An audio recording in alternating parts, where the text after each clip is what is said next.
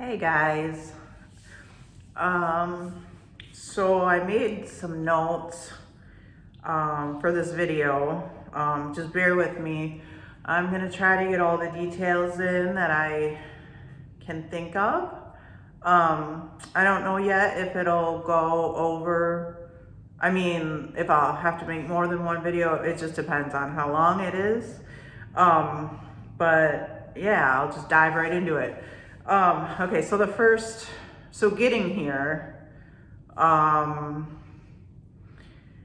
we had to take a taxi from the airport in Iquitos, and then from there I got onto a moto cart, which is a motorcycle that just pulls this cart behind it. It's as simple as it sounds. And then from there, as we get further and further into the jungle, and then from there we have to walk like probably 20 minutes maybe into the jungle. And it's a treacherous walk too. But I got in late because my flight was just later than I had anticipated. So I got in there by myself. Everyone else was already in there. And so one of the leaders, Gaia, I love her name, she greeted me and she brought me into it's their old Maloka where they used to have the ceremonies, but now they have a much, much bigger, better one.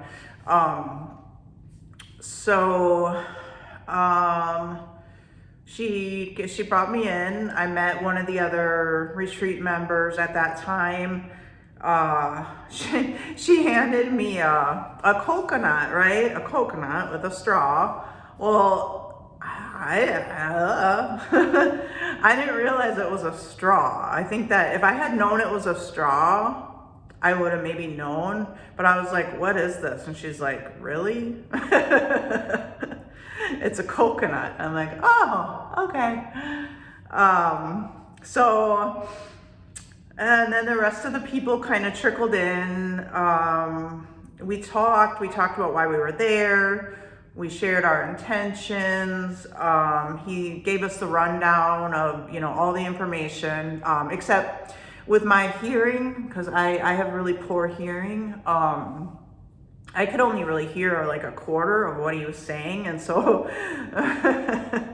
the rest of it is just kind of left up to imagination. And that's how I've lived my whole life because I've always suffered from poor hearing.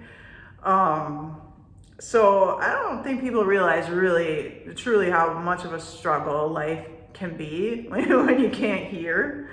A lot of it, there's a lot of smiling and nodding, and there's a lot of just hoping you heard the right thing, and there's a lot of just like leaving it up to my own imagination, which probably, wasn't good in the past. I don't know.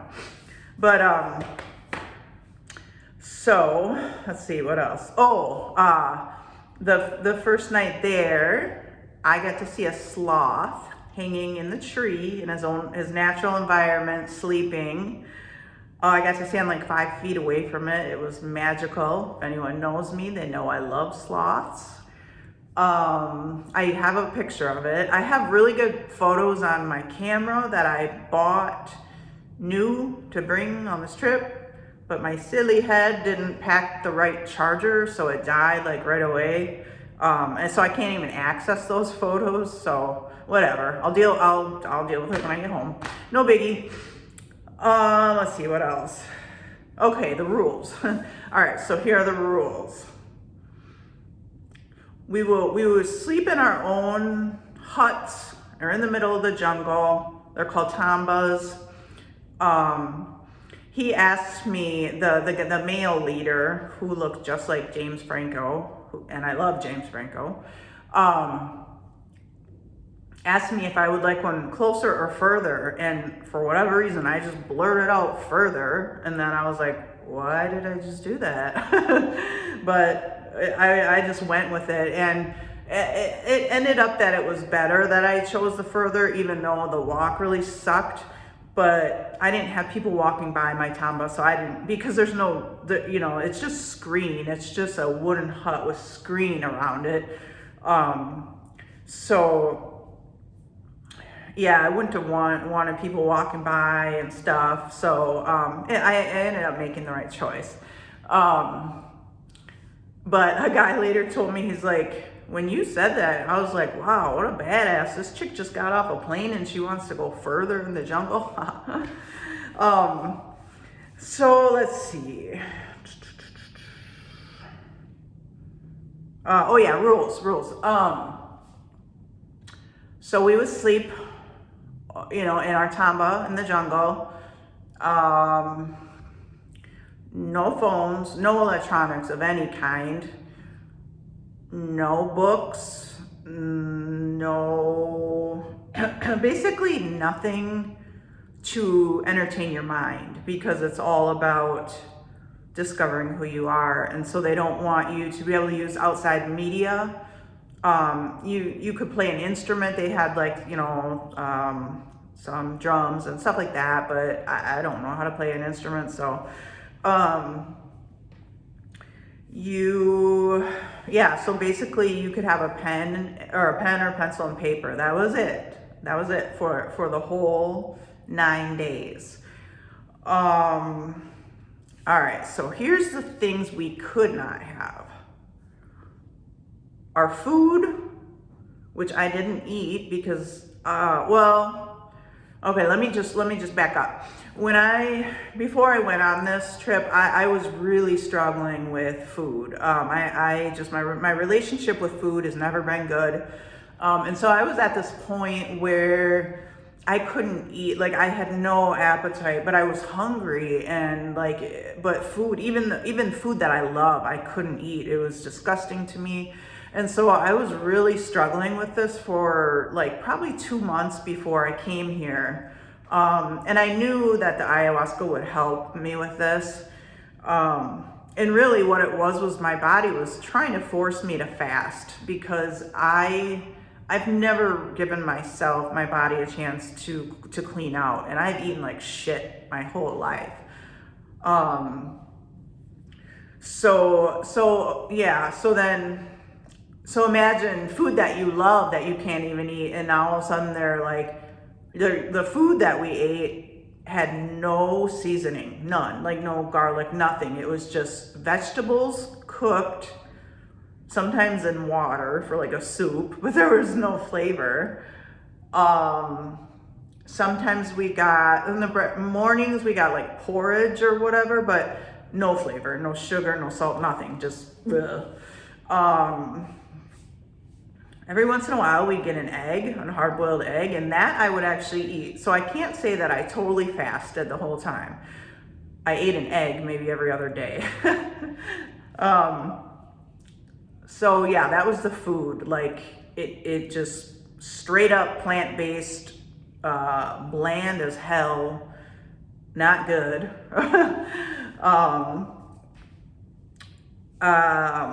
We couldn't use shampoo, conditioner, deodorant. To wash, we used gray clay. My hair, I couldn't even comb through. I gave up at some point. I was gonna let it go to dreads, honestly, but then when I got to a hotel and I could use shampoo and conditioner, it was kind of a luxury, so I combed out my dreads. So no hygiene products, no clocks, no shaving, no mirrors.